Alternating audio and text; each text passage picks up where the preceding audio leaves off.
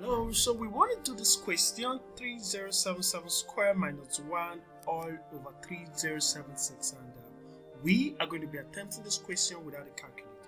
Now, the first thing I want you to do here is to look at the top part of this question. Now, look at this part. You are going to identify this is what difference of 2 squared, because 1 is the same thing as you have your 1 to be 1 squared. So this is going to be 3077 squared minus 1 squared all over 3076.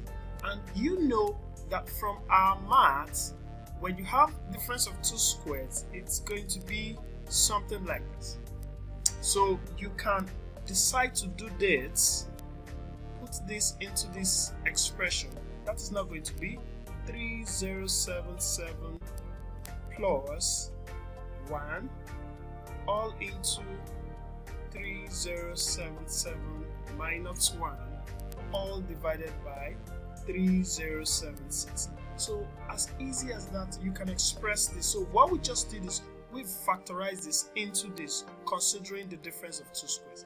Now from here, I can get this is going to be 3078 all multiplied by 3076 all divided by 3076, and like that this is going to cancel this, and without calculator you can solve this, and our final answer is going to be what?